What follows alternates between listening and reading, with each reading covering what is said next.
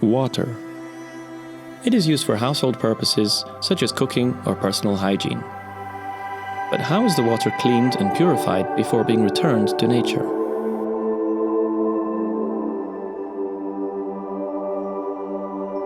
This is Aquaris, the wastewater treatment plant located downstream on the Seine in the north of Brussels. It is responsible for treating wastewater from two watersheds, the Brussels one and the one from the neighboring Flemish region. Every day, the plant collects and cleans approximately 300 million liters of wastewater before discharging it into the Seine River.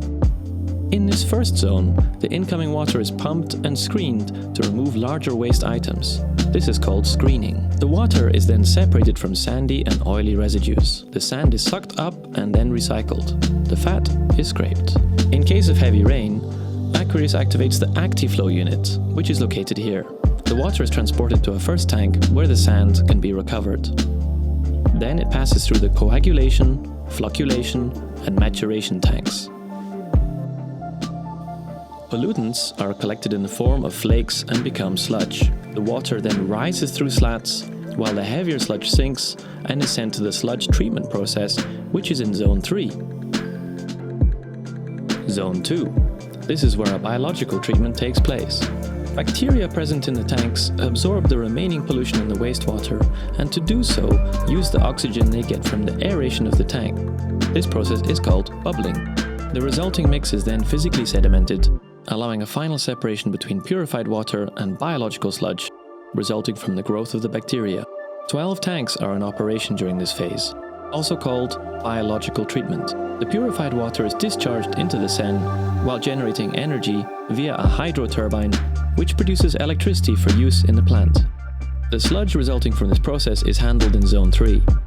It first goes through a thickening process, followed by centrifugation, where 15% of the water is extracted and retreated. The sludge is then treated by thermal hydrolysis and digestion.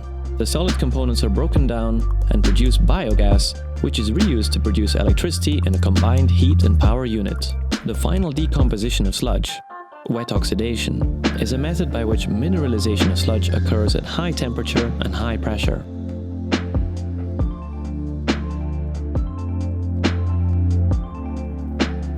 Since the creation of the North and South Brussels wastewater treatment sites, the fish which are no longer to be found in the Seine have returned. And all of this without olfactory pollution, as Aquaris put in place a chemical and biological deodorization which eliminates any disagreeable odors.